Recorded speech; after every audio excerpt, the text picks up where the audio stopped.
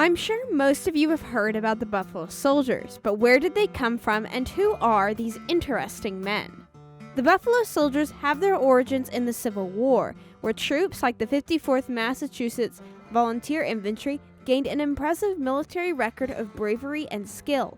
Despite persecution and the downsizing of the regular army, they were here to stay. In 1866, the U.S. Army created 4 regiments of African American soldiers, the 9th and 10th Cavalry, and the 24th and 25th Infantry Regiments. The Army sent them to the southwest frontier, where they served in many Texas posts, including Fort Davis, Fort Concho, and Fort Griffin.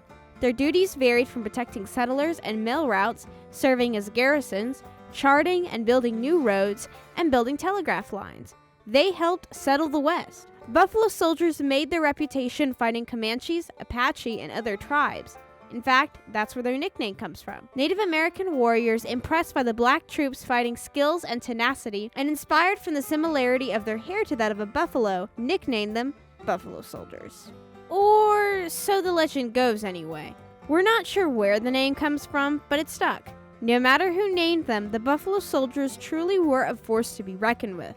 Among their number, 19 earned medals of honor throughout the Indian Wars and the Spanish-American War. During this time period, the 9th and 10th Cavalry saw the most combat of any unit of the Frontier Army, more than 150 engagements.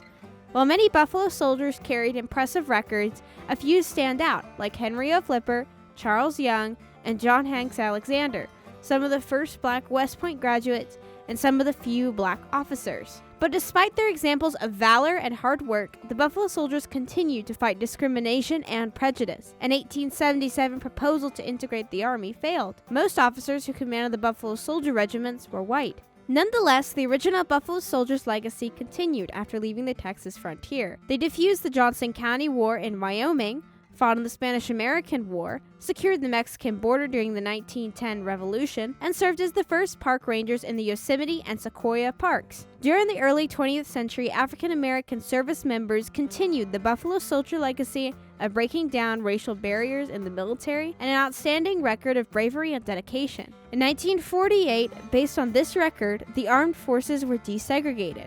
Nowadays, the Buffalo Soldiers are celebrated and remembered. Want to learn more about heroes like the Buffalo Soldiers and more Texas history? Click the subscribe button and like us. The Texas Center at Schreiner University.